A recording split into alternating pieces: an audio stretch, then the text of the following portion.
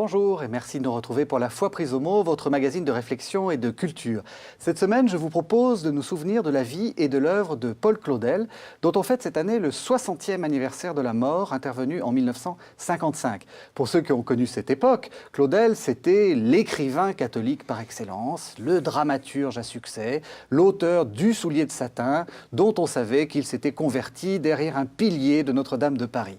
Mais est-ce que ce n'est que ça qui fut vraiment Paul Claudel? Quelle est son œuvre et est-ce que cette œuvre a encore de l'actualité? Voilà les questions que je vais poser à mes deux invités. Marie-Ève Benotto, bonjour. Bonjour. Vous êtes normalienne, vous êtes agrégée de lettres modernes et vous avez soutenu en 2010 une thèse justement sur Paul Claudel. Donc vous êtes une spécialiste de Paul Claudel. Exactement. Yves Bonnen, bonjour. Bonjour. On vous a déjà vu plusieurs fois sur VIP, l'émission d'Emmanuel Dancourt. Vous êtes metteur en scène, vous dirigez le Centre dramatique national Poitou-Charentes et vous avez mis en scène beaucoup d'œuvres de Paul Claudel, L'échange, Le partage de midi et tout récemment encore L'annonce faite à Marie. Alors j'ai envie de vous poser une première question peut-être un peu personnelle. Claudel, vous êtes tombé dedans quand vous étiez petit. Qu'est-ce qui pousse un metteur en scène à remettre en scène du Claudel? Il y a beaucoup de raisons, je vais en donner deux très rapidement. La première, elle est liée à mon enfance. Quand j'étais lycéen, un de mes professeurs a abordé Claudel, j'ai eu cette chance. Il nous a lu la parabole d'Animus et d'Anima. Et ce qui m'a étonné, c'est qu'avant de lire la parabole, il a remonté ses manches. Et puis il nous l'a lu. Et on était autant fascinés par lui que par la transformation physique qui s'opérait sur notre professeur. On voyait la chair de poule et ses poils se dresser sur son avant-bras. Et il nous a dit, voilà à quoi l'on reconnaît un grand écrivain. Je me suis dit, cet homme-là, ça va être quelqu'un qui comptera dans ma vie. Oui. Et puis un autre moment, peut-être plus cocasse, c'est quand j'ai monté La Princesse Madeleine de Maeterlinck. On sait les rapports complexes entre Maeterlinck et Claudel. Un jour, au Théâtre de la Colline, un homme qui devait avoir 55-60 ans, portant beau, avec une sacrée gueule, qui me rappelait quelque chose, mais je ne savais pas encore quoi, s'est mis à genoux devant moi, devant des tas de gens qui étaient dans le bar, et qui m'a dit « Quand est-ce que vous montrez mon grand-père » Alors, au-delà de la formule cavalière, je lui ai pris la main, je lui ai dit « Relevez-vous, monsieur, nous ne sommes pas seuls. » Et puis il m'a dit « Je suis le petit-fils de Paul Claudel, François Claudel. J'ai vu comment vous montiez Maeterlinck, il faut absolument que vous mettiez en scène mon grand-père. » Donc je lui ai dit « Écoutez, on va en parler. » Et puis voilà, je me suis penché en effet sur l'œuvre de Claudel, qui m'est revenue à la figure, et notamment l'histoire de la chair de poule. Et puis dès que je l'ai lu, je me suis dit, mais évidemment, grâce à cette rencontre, grâce à Maeterlinck, les chemins sont impénétrables pour arriver à Claudel, les voies. J'ai la chance enfin d'être en face de lui et je ne peux plus reculer. Et vous êtes relativement jeune, même très jeune, et on a l'impression que Claudel, j'ai dit, il est mort il y a 60 ans, c'est un vieil auteur. Pourquoi est-ce qu'on travaille sur quelqu'un comme ça? Je ne peux pas vous répondre sur pourquoi on travaille sur un auteur comme ça. Oui, moi, pourquoi je travaille sur cet auteur comme ça? Tout simplement parce que de mon point de vue, c'est le plus grand auteur du XXe siècle. En toute modestie. Ce que je trouve fascinant chez Claudel, c'est l'autorité de sa parole. Il y a très peu de... Enfin, ça rejoint un peu l'histoire de la chair de poule. Hein. Il y a très peu d'auteurs qui ont cette autorité de la parole tout à fait fascinante. Il y a une puissance du verbe chez Claudel, dans tous les genres qu'il a pratiqués, qui est absolument... inédite, je crois, dans la littérature française. Je ne vois pas qui avant parle avec cette espèce d'autorité magistrale et qui après, il n'y en a pas beaucoup. Hein. Donc, Ce que vous appelez l'autorité, c'est quoi? C'est la phrase? C'est la rhétorique? Non, c'est vraiment une histoire d'autorité. C'est une parole qui est posée, qui vient de quelque part, qui sait où elle va et qui s'énonce avec à la fois, une impudence extraordinaire et oui, une autorité, mais au sens latin de l'auctoritas. Enfin, on a l'impression que tout est donné et c'est une parole qui se veut plus ou moins à divers degrés en fonction des époques, tout ça, l'équivalent du verbe avec une majuscule, et je trouve ça tout à fait fascinant. Vous êtes d'accord? Quand on met en scène, ça se... Oui, le plus grand auteur du XXe siècle, oui, j'applaudis de toutes mes mains. Oui, c'est sûr. Nourri de Rimbaud, c'est le premier, je crois, qui est allé qui est reparti en croisade contre Racine, et qui a dit mort à Racine, maintenant il va y avoir un nouveau verbe français. Oui. Donc c'est la dernière grande révolution, et peut-être la seule depuis très longtemps, c'est celle de Claudel. Oui. Quand on voit son écriture, avec son travail sur le vers, le verset, c'est une telle révolution. Et derrière, ils arrivent tous à leur cheville. Un grand auteur, par exemple, comme Bernard-Marie Coltès, je suis sûr qu'il avait un poster de Claudel dans sa chambre. C'est pas possible autrement. Parce qu'on sent à quel point tous les grands auteurs aujourd'hui courent derrière.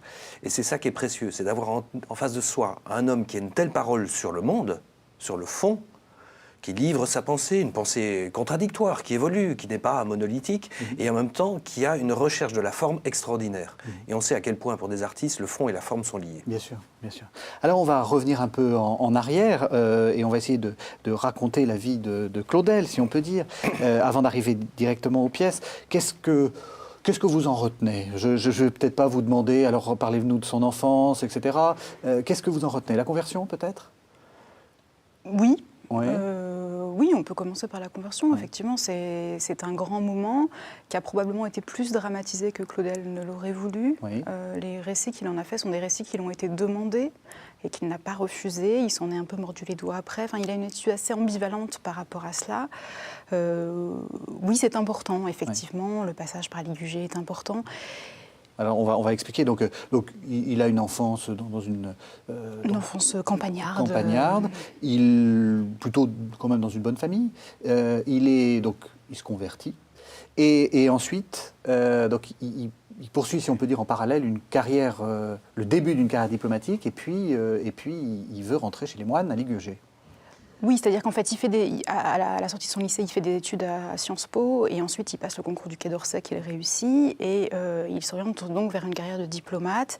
Et il y a cette conversion, effectivement, mais qui va prendre très longtemps hein, parce qu'il y a 4 années pendant lesquelles Claudel dit lutter et il finit par se convertir effectivement, c'est-à-dire avec communion en fait en 90 seulement. Oui. Et puis en fait, c'est un chemin de conversion qui lui prend toute la vie parce que même à la fin de sa vie, il sera encore en train de travailler sur lui-même pour réussir à convertir l'espèce de païen qu'il est resté malgré tout. Enfin, c'est vraiment, il y a quelque chose qui est de l'ordre de la dynamique. Ça, c'est la première chose. C'est pas un jour où tout change. C'est pas le pilier. C'est pas le pilier. Le pilier de Notre-Dame. Et puis la deuxième chose, c'est que c'est aussi un phénomène d'époque. Voilà, c'est une période où tous les grands intellectuels, enfin un certain nombre de grands intellectuels se convertissent. Et Claudel est une des manifestations, une des premières certes, mais c'est une manifestation d'un mouvement en fait qui traverse toute la fin du 19e siècle et les premières années du 20e.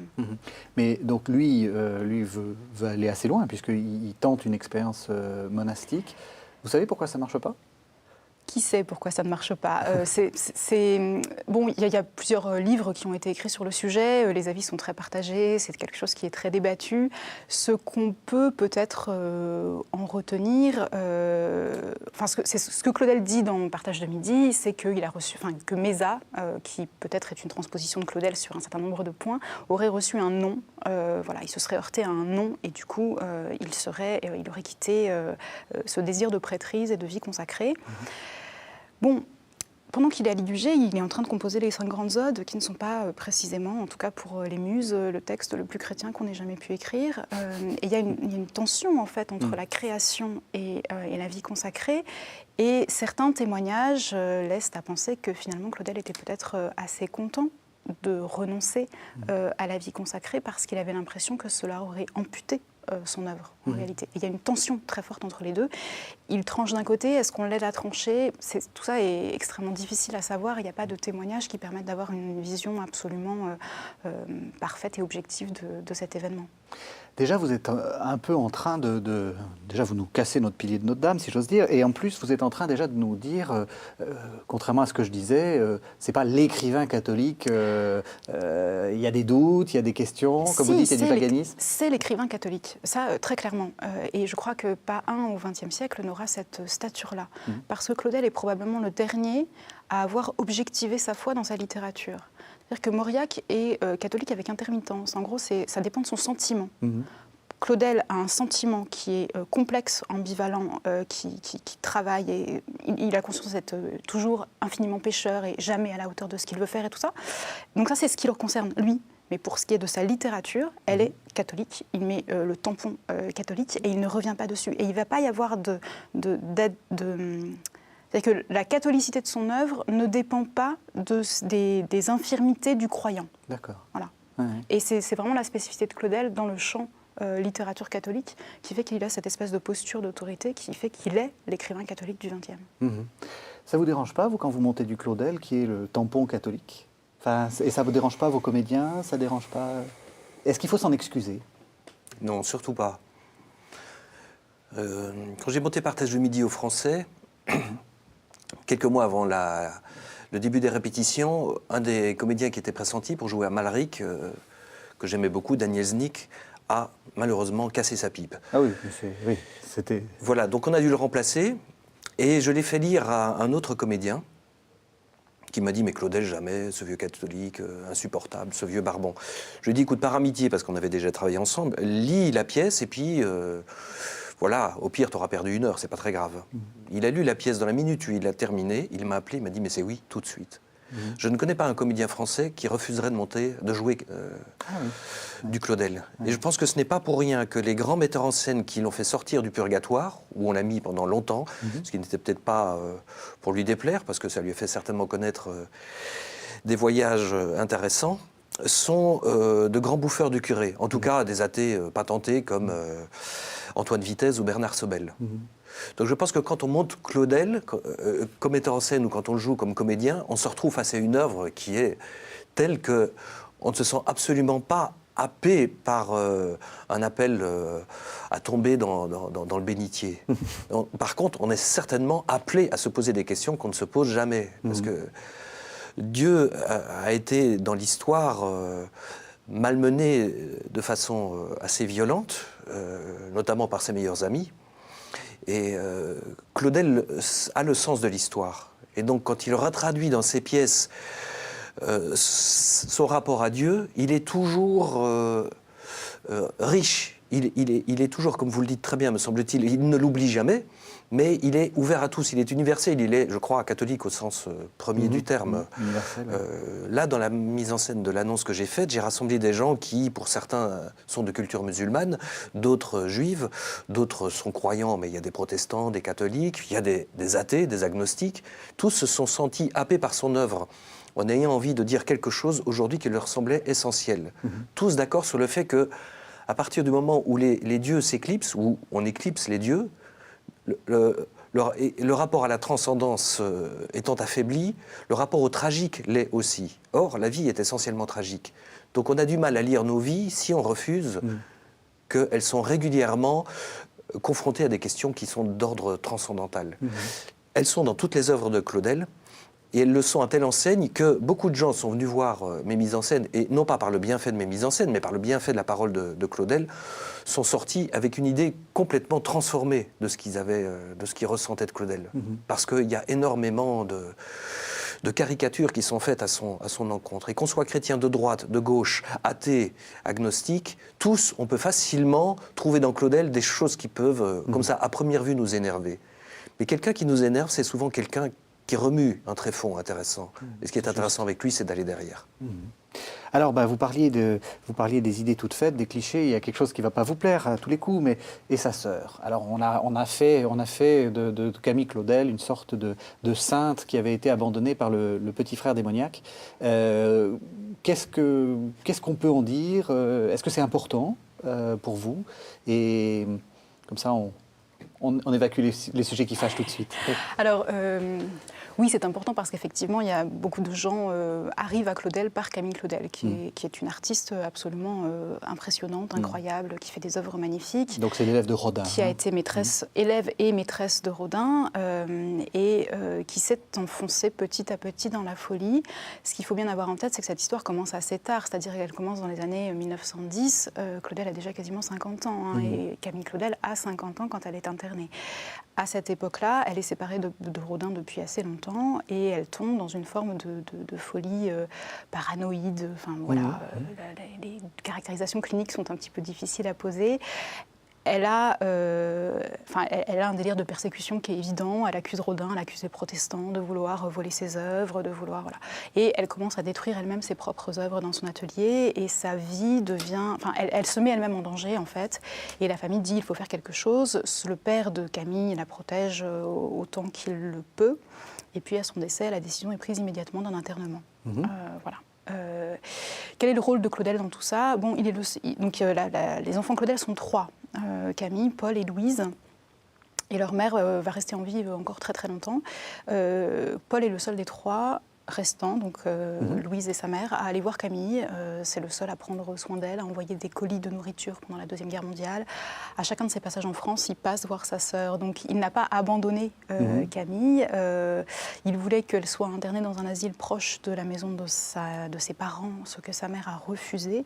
Et c'est sa mère qui, tous les mois, a signé le bulletin pour qu'elle reste internée, avec absence de communication avec l'extérieur et tout ça. Bon. La famille Claudel est une famille explosive. C'est des tempéraments qui sont extrêmement forts. Et Claudel dit dans une lettre magnifique que s'il ne s'était pas converti, il aurait connu la même folie que sa sœur. Pour lui, c'est clairement la marque du génie. En toute simplicité. Et il voit en Camille une artiste géniale qui le paye par la folie. Et lui-même se sent parfois très à la limite. Donc, une vision un peu romantique de l'artiste. Réaliste. Ah, vous croyez? Je pense plutôt. De leur point de vue, oui. Oui, Ah, je ouais. pense plutôt. Et de fait, il y a le sentiment d'un très lourd tribut à payer. Et Camille a payé extrêmement cher, effectivement. Et jusqu'à la fin de sa vie, alors ce qui est troublant et ce qui a troublé énormément, c'est qu'elle est capable à la fois d'écrire des lettres d'une parfaite lucidité, où elle est tout à fait lucide sur sa situation, sur l'enfermement auquel elle est confrontée et tout ça, et en même temps des lettres complètement délirantes. Et c'est vrai que la première vision qu'on a eue, les premiers films sur Camille Claudel, enfermée par son frère et tout ça, se sont basés sur un seul versant de cette correspondance. Et l'autre versant montre bien que voilà, il fallait effectivement faire quelque chose. Après, la condition de la psychiatrie au début du XXe siècle n'est pas ce qu'elle est à l'heure actuelle. Et bon, voilà. Bon, on peut aussi parler... Moi, je dirais en Oui. 2 mots, pardon, Oui. juste parce que je trouve que vous avez parfaitement résumé cette question Oui, qui nous est- importante, voilà. polémique. Et il faut dès lors que chacun, si cette question l'intéresse, se plonge dans un certain nombre de récits, de recueils pour se faire une idée. Mais au bout du compte, il n'y a pas de vérité, je pense vraiment, parce que c'est complexe. Mais il me semble en effet que Claudel était extrêmement solidaire de sa sœur. Mais il faut se souvenir aussi que Camille Claudel a été celle qui a offert la première Bible à Claudel, ce qui a dès le début inscrit un rapport extrêmement fort entre eux, et qu'à l'intérieur de sa folie et de son parcours dans l'asile, elle a continué à développer une foi qui l'a certainement nourrie autant que Claudel. Et d'autre part, je ne connais personne qui écrit sur Camille Claudel des phrases, des pages aussi extraordinaires, à la fois de pertinence, d'investissement, d'éloge, que Paul Claudel. Oui, ça, Ces c'est pages sûr. sur sa sœur sont extraordinaires. Et il écrit sur sa sœur vraiment jusqu'à la fin, dans les grands textes exégétiques dont on parlera tout à l'heure, il y a des pages sur Camille Claudel, c'est-à-dire qu'il l'a jamais abandonnée. D'accord. Ah ben voilà, comme ça, parce que je sais que vous n'aimez pas trop en parler, parce que c'est vrai que c'est souvent l'arbre qui cache la forêt, mais au moins on va pouvoir après rentrer directement dans l'œuvre. Peut-être quelques mots de la carrière diplomatique. Il a une jolie carrière diplomatique, un peu en Extrême-Orient, et puis voilà. Est-ce qu'il y a des choses importante à dire ou on rentre directement dans le théâtre? Si, il y a une chose importante à dire, c'est que ça nourrit vraiment son théâtre. C'est-à-dire que Claudel, c'est pas juste l'Extrême-Orient, il y a évidemment la Chine, il y a évidemment le Japon, mais il est passé aussi en Amérique du Sud, il a visité les pays d'Europe de l'Est, et tout ça, ça nourrit son œuvre. Dans Le Soulier de satin, on a le monde entier, l'Amérique du Nord, bien sûr, on a le monde entier qui est convoqué, et ça c'est nourri directement de sa carrière diplomatique. Et à nouveau, c'est une époque où on a quand même plusieurs grands écrivains, St. John Perse, qui sont également des diplomates, et il y a une espèce de petit noyau là qui enrichit considérablement la littérature française. Alors je vous propose donc qu'on rentre directement dans le vif du sujet qui est l'œuvre et peut-être commencer par les grandes pièces théâtrales. Alors on va voir une de vos mises en scène, Yves Bonnen, c'est L'Annonce faite à Marie, donc une pièce qui date de 1912. On est à la fin de la scène première de l'acte 1. Est-ce que vous pouvez nous dire rapidement ce qui s'est passé avant et qui sont ces deux personnages qu'on va voir? Très rapidement, c'est une pièce qui est située, que Paul Claudel situe dans le Moyen-Âge, mais il dit tout de suite c'est un Moyen-Âge de convention. Donc ce qui aide le metteur en scène à prendre une certaine liberté. Moi, je me suis plutôt inspiré des images de Pardon sur les paysans, sur le monde agricole aujourd'hui. Et donc j'ai situé au XXe siècle. Parce que les questions qu'il aborde sont universelles et sont éternelles. Ça raconte l'histoire d'une famille paysanne, dans laquelle il y a le père Anne Vercors et sa mère, Elisabeth, qui sont les deux personnages que vous verrez tout à l'heure, qui ont deux filles, Violaine et Marat. Ils ont adopté, ou à peu près, en tout cas pris en apprentissage quand il était tout petit, un jeune homme qui s'appelle Jacques, Jacques Uri, dont les deux jeunes filles, évidemment, qui sont à peine plus jeunes que lui, sont amoureuses. Et il y a un autre personnage qui s'appelle Pierre de Craon, qui est une espèce de compagnon, architecte, bâtisseur de cathédrale. La pièce commence par une rencontre entre ce bâtisseur de cathédrale et Violaine, qui se voit au début, à l'aube. Ce Pierre de Craon s'en va parce qu'il doit construire une cathédrale, notamment à Reims, et il est atteint de la lèpre. C'est quelqu'un qui passe souvent par cette maison et qui a une charge, notamment, qui est d'ouvrir et de fermer le mur du couvent qui est juste à côté, dans lequel sont enfermés de leur plein gré un certain nombre de moniales, et dans un rapport extrêmement riche avec cette famille, qui est la gardienne de ce couvent, d'une certaine manière. Donc, il l'a ouvert, il l'a fermé, il s'en va. Et Violaine, qui le voit extrêmement malheureux, lui dit « Je sais que vous êtes amoureux de moi, vous avez déjà essayé de me le montrer de façon violente, mais je vous pardonne, et je vous vois malheureux, et avant de partir, elle a un moment comme ça de générosité, de surabondance dans sa grâce, qui est de l'embrasser. Elle l'embrasse sur la bouche et elle chope la lèpre que cet homme a et qui s'en va après. Avec cette lèpre, après, elle va traverser toute la pièce.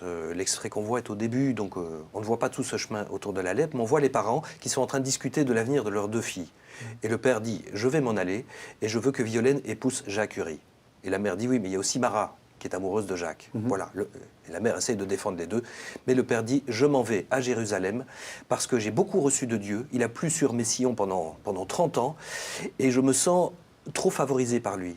Et d'une certaine manière, il m'a donné énormément, mais je veux encore plus. Je veux connaître de lui la pauvreté, l'abandon, le dénuement, parce que ce n'est qu'à travers ça que je pourrai le connaître. Et donc je vais aller à Jérusalem à pied, et je vais vous quitter pendant un certain temps, mais je reviendrai. » Et sa femme lui dit « Mais tu vas nous quitter, est-ce que tu reviendras ? Dieu sait ce qui va se passer après. » Et c'est là qu'il redit tout l'amour qui existe entre eux à travers l'alliance, qui est bien sûr un symbole essentiel pour la foi chrétienne. On écoute. Qui sait si l'on n'a pas nécessité de moi ailleurs? Tout est en branle. Qui sait si je ne jette pas l'ordre de Dieu en restant à cette place où le besoin qui était de moi a cessé? Je sais que tu es un homme inflexible.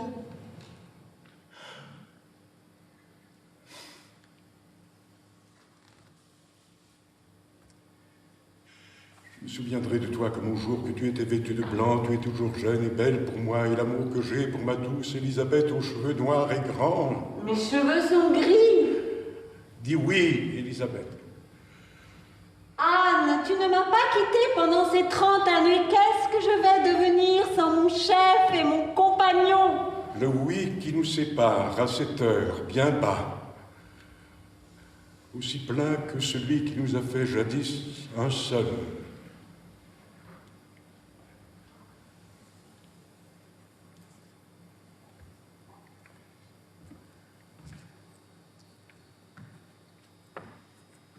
Oui, Anne.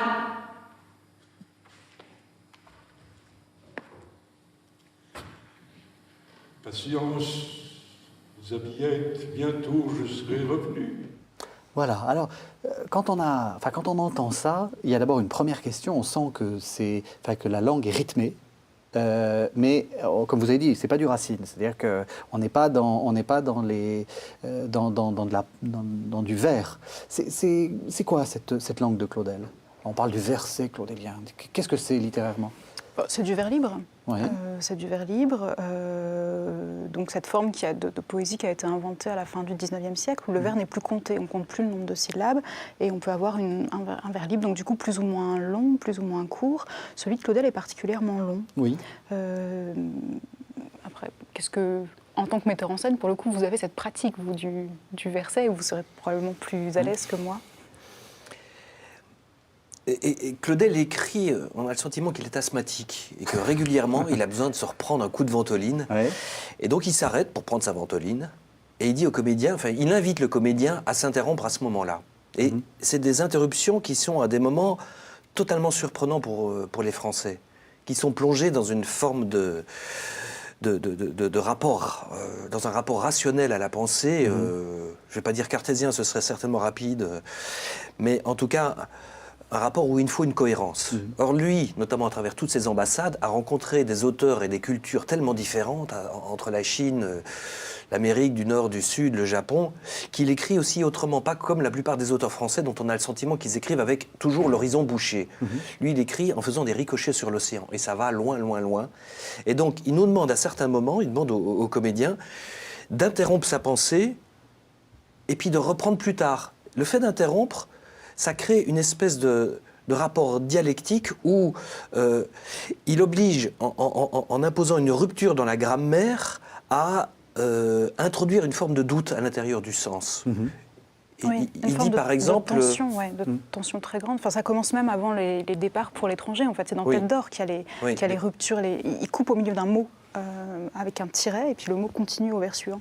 Et il parle d'osiris typographique à propos de ces verbes-là, ces vers-là, et d'une hémorragie du sens. Il y a une espèce de... le vers est coupé, interrompu, et on a l'impression qu'effectivement, tout peut arriver, et il faut réussir à retrouver le vers suivant. Il y a cette tension très grande qui se crée ici, et qui donne la puissance, en fait, au vers de Claudel. Et comment on fait pour dire ça? Parce qu'on a tellement, vous avez raison, on a tellement l'habitude de la période, donc la phrase qui monte, qui descend, etc. Avec, quand c'est en plus en vers, il y a la petite musique qui est derrière. Comment quel conseil on peut donner à un comédien? Mais on voit ça sur la page. Ouais.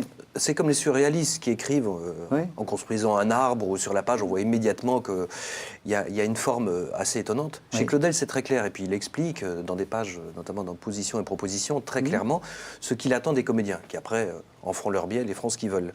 Mais le comédien qui s'astreint modestement à cette physique-là, à ce rapport athlétique à Claudel, il en reçoit énormément. J'ai très souvent été en répétition surpris par cette espèce d'impudeur qui sortait des comédiens quand ils se soumettaient modestement à cette demande de Claudel. Il commence un vers, d'ailleurs chez Claudel on ne dit pas « je crois en Dieu », on dit « je crois ».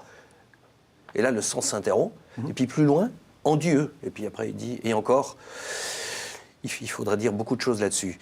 Et on a le sentiment que, alors qu'on attend une phrase qui va se terminer, comme nous on essaie d'en faire dans nos vies, eh bien, il nous interrompt à un moment essentiel pour dire non, là il faut respirer parce que va s'y ruer quelque chose qui est de l'ordre du doute, qui ne fera sans doute que construire davantage ton rapport à Dieu, ton rapport à la foi, ton rapport à la transcendance, tous les rapports qu'on peut avoir, qu'on soit croyant ou non croyant. Donc je les ai vus se mettre dans des états, mais extraordinaires.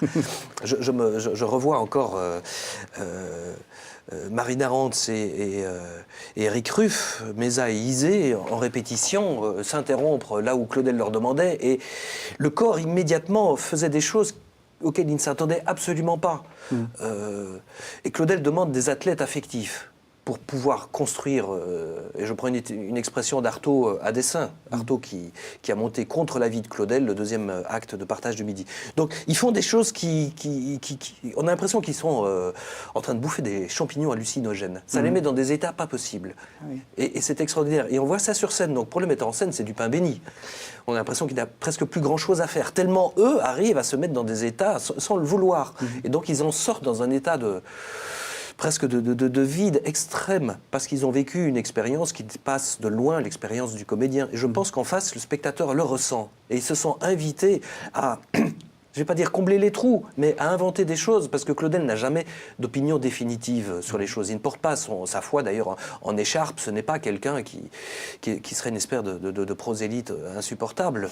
Il a le désir que le plus grand nombre se retrouve dans ses récits. Il aime d'ailleurs défendre beaucoup les personnages athées, notamment dans sa grande trilogie des Coups-Fontaine, L'Otage, le Pain dur et le Père Humilié. Il y a des personnages qui sont des bouffeurs de curés. Il leur donne la parole comme si, en les aimant énormément, se disant sans doute que la foi n'arrivera à s'exprimer qu'à partir du moment où elle trouve sur le plateau et dans le spectateur une réelle forme de démocratie. Et que le temps des croisades est loin. Et qu'aujourd'hui, si on peut, à un moment donné, trouver quelque chose qui nous parle en Dieu, ce sera comme... c'est pas comme ce jour où j'ai lu qu'un jeune homme qui venait du Cameroun était mort sur le train d'atterrissage d'un avion, arrivant en France. Personne ne voulait l'enterrer. L'élu qui a découvert sur sa commune, je crois, le corps de ce jeune homme, a dit il faut l'enterrer sur la pierre tombale. Elle a écrit « Inconnu sauf de Dieu ». Et je pense que chacun se retrouve à un moment donné, sans doute cet inconnu qui est nommé par quelqu'un, par plus large et plus grand que lui. Littérairement, la construction des pièces de Claudel, c'est particulier, il fait rupture, parce que bon, les grands auteurs de l'époque, c'est bon, évidemment Edmond Rostand, ça sera Giraudoux après, c'est pareil ou c'est vraiment en rupture? Non, c'est vraiment en rupture. Le théâtre de Claudel est un théâtre qui est assez proche des avant-gardes, en réalité, et qui va innover radicalement. Il va très très loin. Évidemment, c'est Le Soulier de satin qui est l'œuvre la plus monstrueuse de Claudel, mais peut-être aussi la plus riche et la plus dense. C'est une œuvre dont la représentation frôle les 10 heures, 10-12 heures. Voilà. Et donc là, le côté athlétique est évidemment premier. Et c'est une œuvre qui a pour vocation de représenter le monde. Claudel le dit avec toujours cette impudence incroyable. Et puis, il n'y a plus d'unité de lieu, il n'y a plus d'unité de temps. Il reste peut-être éventuellement une unité d'action, et encore, c'est pas bien sûr. Et Claudel, avec Le Soulier de satin, travaille sur un principe de composition qu'on va retrouver dans tout le reste de son œuvre, qui est une composition par feuilletage, en fait, et par un système de concordance qu'on retrouve dans l'interprétation de la Bible, où il s'agit en fait de mettre en écho des choses qui, a priori, ne sont pas liées les unes avec les autres. Et c'est de là que va pouvoir naître le sens. Par exemple, concrètement, comment ça fonctionne? Concrètement, dans Le Soulier de satin, on a une intrigue principale avec Rodrigue et Prouès, qui sont les deux personnages, le grand couple claudélien. Et puis à côté, on va avoir une intrigue avec Donia Music et le vice-roi de Naples. Une intrigue qui se ressemble un petit peu, mais qui n'est pas directement liée, qui sera liée... Alors évidemment, les deux personnages féminins se connaissent, se croisent à un moment, sont ensemble à la première journée. Et puis à la toute fin de la 4e journée, les enfants des deux couples vont se réunir à la fin de la 4e journée. Donc effectivement, au niveau de l'intrigue, il y a une trame. Mais ce qui est beaucoup plus intéressant, c'est la façon dont Donia Music et le vice-roi de Naples jouent une sorte de passion amoureuse qui est comme le contrepoint de celle de Prouès et Rodrigue. Et à chaque fois, le principe de composition de Claudel, ça va être une sorte d'équilibre et une sorte de correspondance. Aux scènes tragiques vont répondre des scènes comiques, et tout va essayer de s'équilibrer de cette façon-là pour réussir à faire entrer la totalité du monde dans une seule pièce. Il y a une histoire? Vous avez dit on est à la limite de l'intrigue. Oui, il y a une histoire. Oui, il y a une histoire dans Le Soulier de satin, évidemment. Il y a toujours des histoires. Il y a toujours des histoires. Dans toutes les pièces c'est pas de du tout un théâtre abstrait, déstructuré ou quoi que ce soit. C'est un théâtre avec une histoire forte, et dont on en ressort avec l'impression d'avoir vu une histoire. Très clairement, il y a une puissance narrative qui est tout à fait là. Mais par rapport à cela, vont se greffer toutes sortes d'autres petites intrigues, d'autres petites scènes qui sont, a priori, en termes narratifs, pas rattachées à l'histoire, mais qui vont lui correspondre sur ce plan, justement, de correspondance qui rappelle ensuite ce que Claudel va mettre en œuvre dans l'interprétation de la Bible. Et les thèmes, les grands thèmes, c'est forcément des choses chrétiennes ou pas? Ah non, pas du tout. Non, dans Le Soulier de satin. Ou de manière générale. Mais l'échange, par exemple, il y parle énormément d'argent, et c'est passionnant. Le rapport à l'argent, Bernanos en parle énormément, tous les auteurs de l'époque. C'est vrai qu'il y a eu beaucoup d'auteurs de cette époque-là qui se sont posés le rapport de la foi à l'art et leur rapport à Dieu.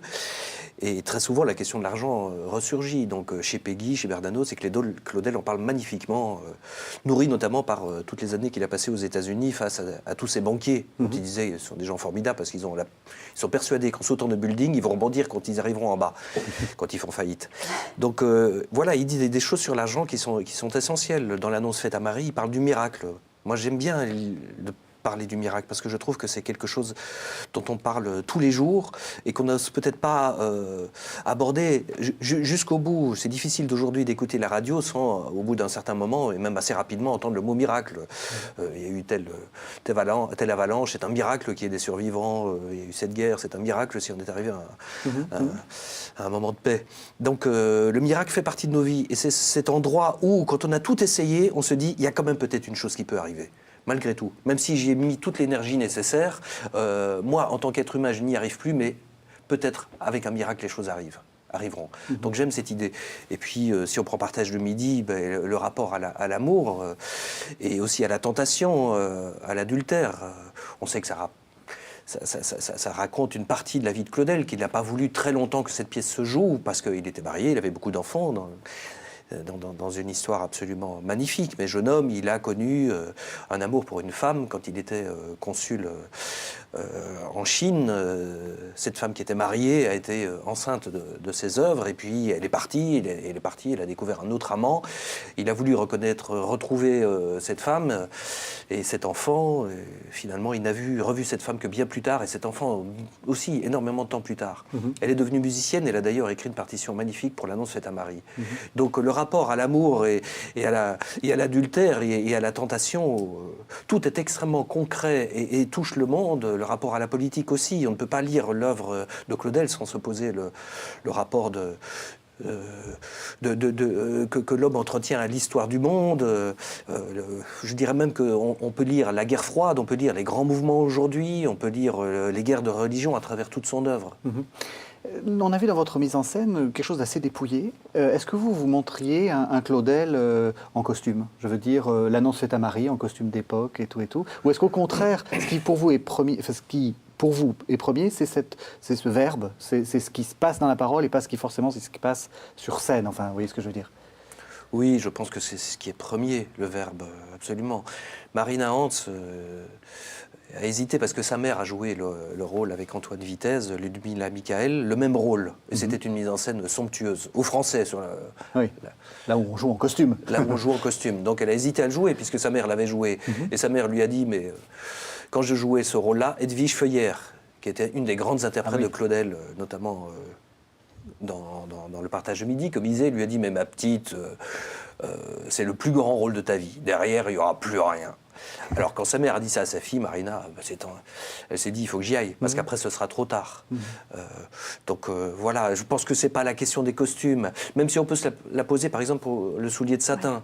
Parce que je pense en effet qu'il faut trouver un rapport de profusion, de démesure, comme Claudel l'indiquait à travers tout, dans cette histoire qui est démente. 12 heures de spectacle, c'est extraordinaire. Donc j'ai envie de monter la trilogie des Coups-Fontaine, qui va aussi prendre 10 ou 12 heures, puisqu'il y a 3 pièces, et puis le soulier de satin. En tant que metteur en scène, on a envie à un moment donné de rentrer comme ça dans des histoires où le spectateur sera amené à vivre aussi une expérience athlétique. Oui, c'est le cas de le dire.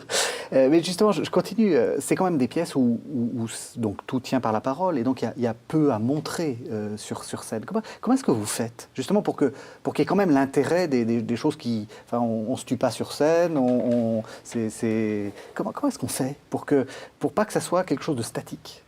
C'est quoi vos trucs? Ce vers dont on parlait tout à l'heure, c'est une musique. Claudel a vécu entouré de musiciens. On parlait d'Arius Milhaud, dont il était le témoin de mariage, Honegger, Boulez, Poulenc, tous ces grands musiciens ont nourri son œuvre. Et il était entouré, il était toujours curieux d'autres artistes, et aussi, bien avant le mouvement aujourd'hui qui tend à dire il faut absolument mêler tous les arts, lui, il les a mêlés. Donc, nourri de cette musique-là, il s'est dit, mon œuvre, elle doit être comme ça. Il a appelé l'annonce faite à Marie un opéra sans parole.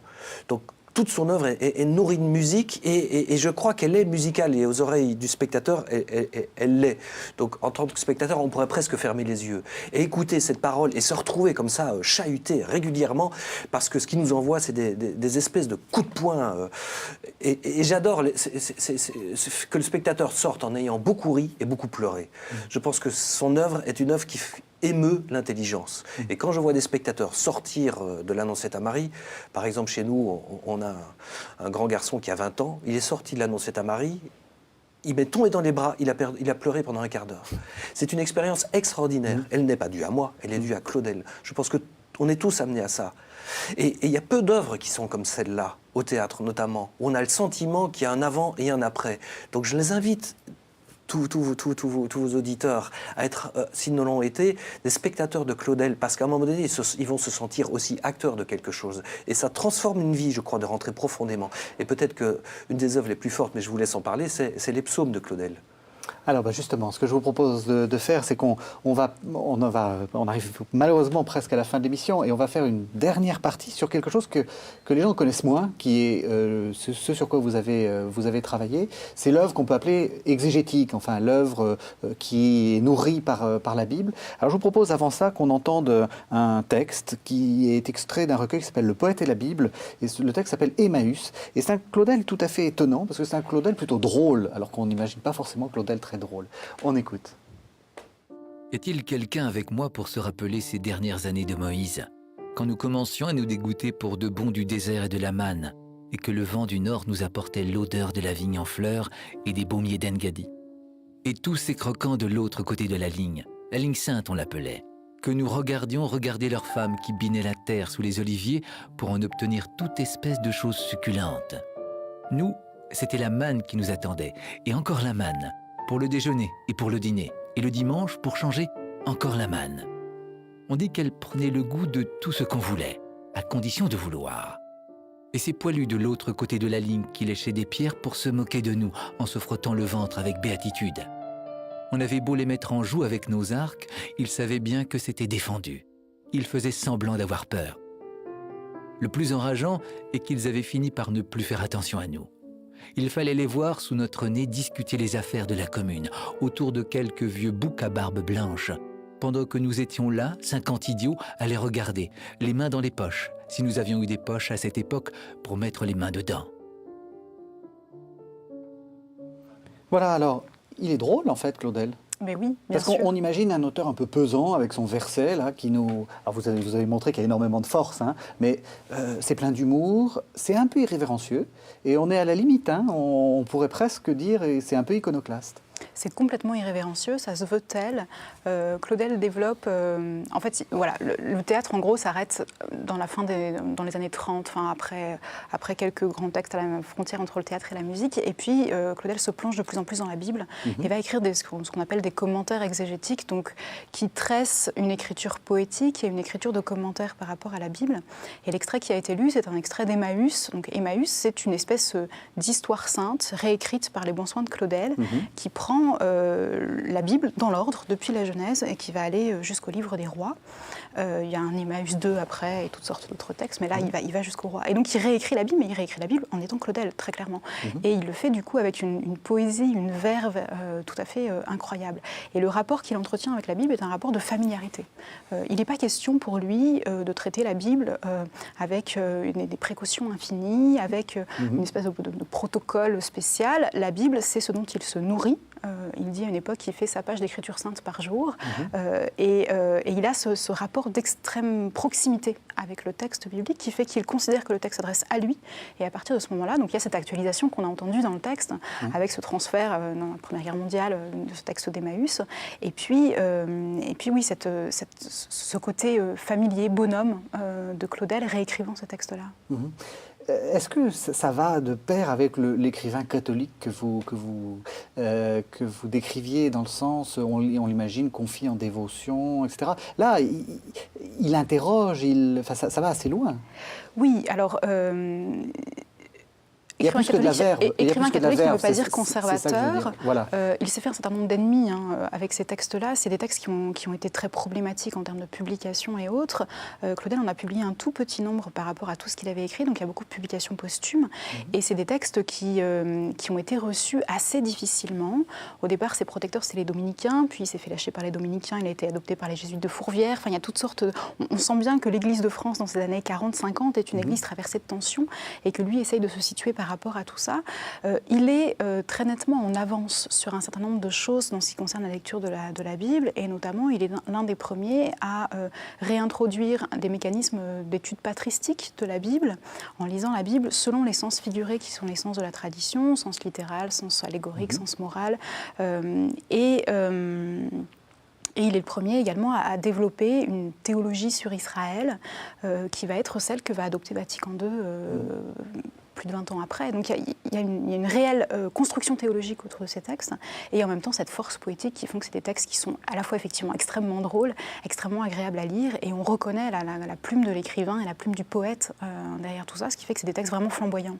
Alors là encore, je vais vous parler quelque chose, une sorte de tarte à la crème qu'on dit tout le temps. Vous avez dit, il n'est pas conservateur, il a une vision d'Israël. Bon, on lui a beaucoup reproché son attitude pendant la Seconde Guerre mondiale. Vous êtes, comment vous vous situez par rapport à ça, et puis vous aussi d'ailleurs, hein? Pendant la Seconde Guerre mondiale, bon, il y a cette histoire d'ode au maréchal dont on parle beaucoup, publiée dans les poèmes de guerre, en même temps qu'une ode au général, ce qui évidemment fait toujours un peu désordre. Je retourne ma veste au dernier moment, tout ça, c'est jamais très positif comme image.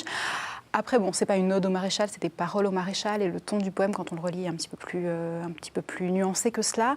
Ce qui est sûr, c'est que Claudel a pris parti contre la collaboration de façon très nette, qu'il a eu une attitude à l'égard des Juifs de France que peu de personnes ont eu à cette époque-là.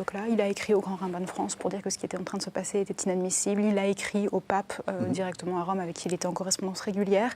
Il s'est vraiment insurgé contre ce qui était en train de se passer. Il a eu des soucis très sérieux avec Vichy. Sa maison à Brangue a été fouillée, saccagée. Enfin, bon, il y a eu toutes sortes de problèmes à ce moment-là.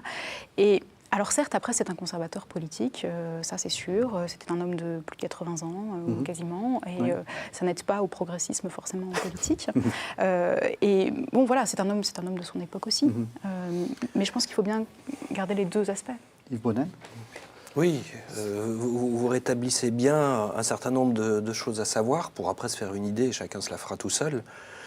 Mais après avoir écrit cette ode au début de la guerre, extrêmement rapidement, et bien avant la plupart des Français, bien avant Mitterrand par exemple, il s'est rendu compte de son erreur. Donc il a vraiment fait évoluer sa pensée.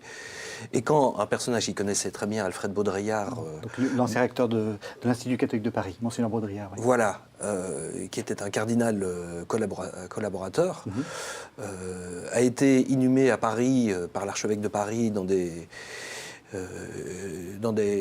avec tout l'apparat d'un grand personnage de l'Église. Claudel s'est insurgé en disant c'est pas possible que vous lui fassiez des obsèques aussi impressionnantes, alors que c'est vraiment quelqu'un il a traité de nouveau cochon.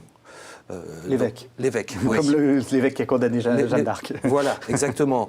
Donc, émule de cochon. Donc, je crois c'est quelqu'un qui était en mouvement constant. Et pendant la guerre, il s'en est rendu compte à quel point il fallait rapidement retourner les choses. Mais on a tous en nous 2 tiers de pétainisme. Hein.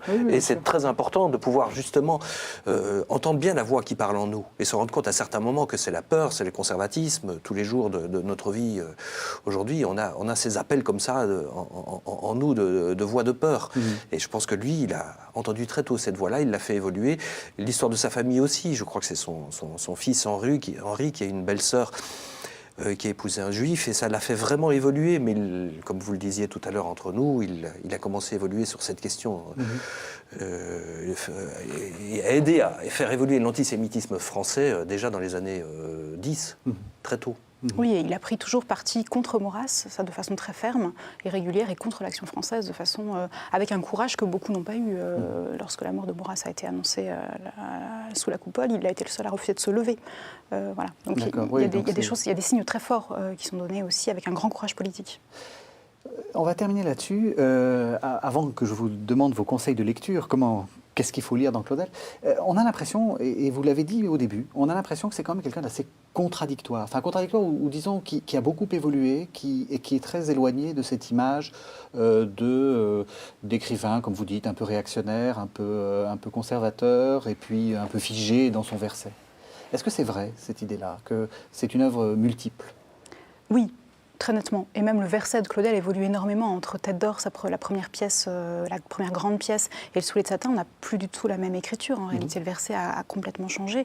Oui, c'est un écrivain qui évolue, mais il y a quand même des lignes de constance qui restent et qui font vraiment la marque de Claudel. C'est-à-dire qu'une page de Claudel, on sait immédiatement que c'est du Claudel. Et justement parce qu'il y a cette autorité de la parole et cette conscience de créer une langue, et ça va vraiment se lire à travers toutes les œuvres de Claudel.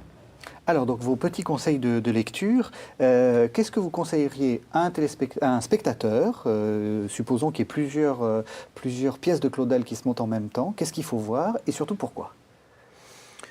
Il vaut mieux lire les premières versions de ses œuvres, parce que très souvent, il les a réécrites. Le partage de midi, il l'a écrit plusieurs fois, l'échange, des versions de l'annonce, il y en a quantité. Il vaut mieux lire les premières versions, parce que vous le disiez tout à l'heure, à un moment donné, l'homme avance dans sa vie, peut-être qu'à 80 ans, il y a des choses aussi sur lesquelles il revient, pas nécessairement pour de bonnes raisons, aussi peut-être parce qu'à certains moments, il se trouve dans une forme comme ça d'orgueil qu'on peut tous avoir, sûr de pouvoir réécrire avec un métier qui s'est affiné, alors que les premières choses qui sortent de lui sortent avec un côté brut qui est magnifique. Donc les premières versions de Partage de midi, de l'échange, de l'annonce faite à Marie, voilà, toutes ces premières œuvres, dans leur première version, je les conseille. Et dans ce que vous avez travaillé, justement, parce que je pense que les téléspectateurs, c'est ce qu'ils vont peut-être le plus découvrir, parce qu'ils ont sans doute entendu parler du théâtre, mais par quoi est-ce qu'il faut commencer et pourquoi ? Le texte que vous trouvez le plus beau dans ces œuvres exégétiques? Moi, j'aime beaucoup Emmaüs, parce que c'est très Celui que, drôle, voilà. parce que ça se lit très bien, c'est assez facile. Certains textes sont ardus chez Claudel. Paul Claudel interroge le Cantique des Cantiques, c'est également un très beau texte, une espèce de traduction et de glose sur tous les chapitres du Cantique, c'est merveilleux. Claudel superpose la figure de la Vierge avec la figure de la fiancée du Cantique. En faisant résonner la Bible tout entière, il réussit à convoquer toute la Bible en étudiant ce texte-là. Et puis on voit... Et c'était le moment où le Soulier Satin est monté en 1943 à Paris, et donc il y a des résonances qui se font avec le théâtre claudélien, et c'est magnifique. D'accord. Eh ben merci à tous les deux. Alors on va annoncer quelques suggestions. Alors peut-être d'abord le site des amis de Paul Claudel. Donc c'est paul-claudel.net. 3W avant. Et puis on va parler aussi de vos mises en scène. D'abord l'endroit où vous travaillez, c'est la Comédie de Poitou-Charentes.